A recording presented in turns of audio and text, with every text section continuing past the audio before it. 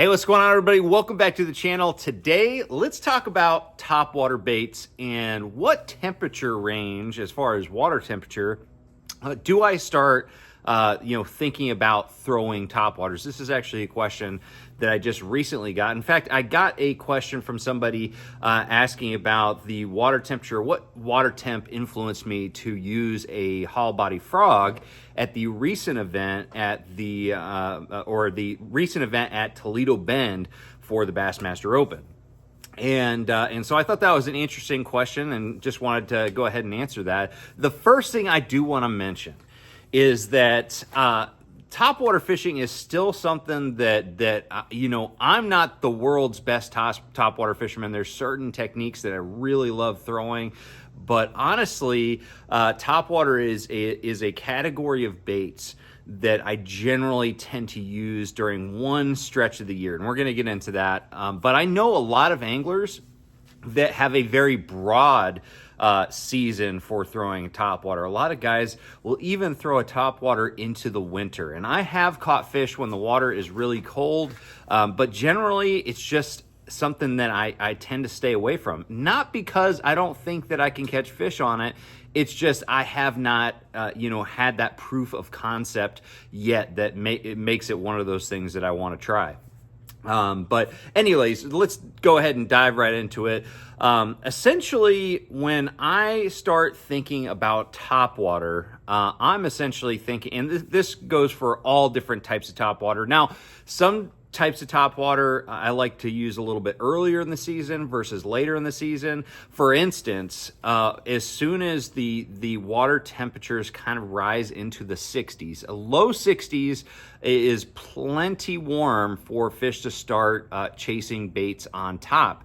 And but generally, when I first start throwing topwater in the season, right around the spawn, I like topwaters that stay in the strike zone longer. I've actually done videos on this topic and discussed some of my favorite baits, such as poppers that you work, in one place for a long period of time. Frogs, like I just threw at the last event, that is a good one where you can walk it in place right over the beds.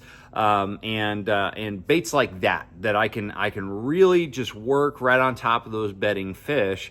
But if the fish aren't spawning, they're just kind of cruising around and they're pretty active up shallow, a wide variety of baits, topwater baits, are going to play a big role. So generally speaking, like I said, as soon as the water temps start rising into the 60s, when fish are starting to think about spawning and they're going shallow, that is the time period that I really start throwing topwater every single year. And then the topwater window is open all the way through until the very end of fall. So when the temperatures are finally going down into the mid 50s, that is kind of when I start eliminating topwater from my arsenal for the wintertime. Again, you can still catch fish on top during the wintertime. I know guys that do it. It's just my personal preference to use subsurface baits from then on. But some key times of the year that I really focus on topwater, again, during the spawn, during and after the spawn, that is the key time period for the early season topwater bite. And again, you're fishing baits a little bit more in place, deliberately over beds or over bluegill spawn, bluegill beds. All those types of things. You want a bait that sits over their heads for a long period of time and imitates those bluegill really well. However, one of the best baits that bite starts right now during the spring is also a topwater toad, which is more like a soft plastic buzzbait, and an actual buzzbait.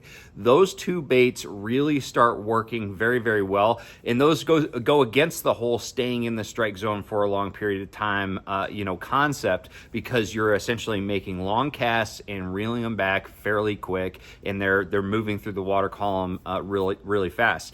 But those baits definitely are targeting more aggressive and hungry fish.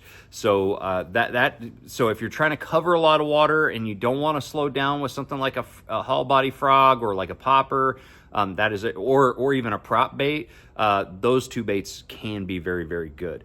Once things start graduating into the summertime, we're past like the bluegill spawn and all those shallow bites that you get, and you can't catch them up shallow as good, and most of the fish have moved out deep. That's when walking baits start being some of my absolute favorite that time of year. You know, Zara Spooks, shower blows, all those different baits that either, or the traditional Zara Spook style that don't really have that cup nose, or the shower blows style or the cane walker style that have that little cup nose that spits a little bit. Those start playing a really, really big role, because those types of baits are really good for long tapering structure and just fishing offshore. It calls fish from a long distance away, and you can get some really vicious strikes out deep offshore.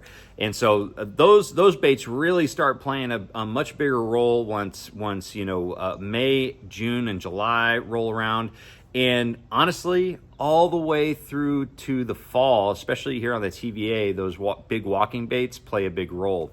And then during the fall, a lot of times I'll start picking up the buzzbait a little bit more, and because you start seeing fish up shallow a little bit more, and covering water in the backs of creeks becomes a really, really important pattern.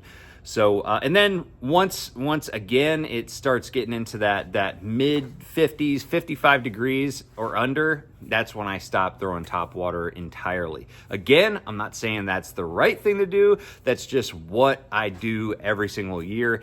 And one day, I'm probably going to start catching fish during the wintertime and completely change my decision-making as far as when to choose a topwater. But anyways, guys, just wanted to kind of share with you my process for deciding when to throw topwaters, and also kind of dive in a little bit into the different topwater baits that I use per season.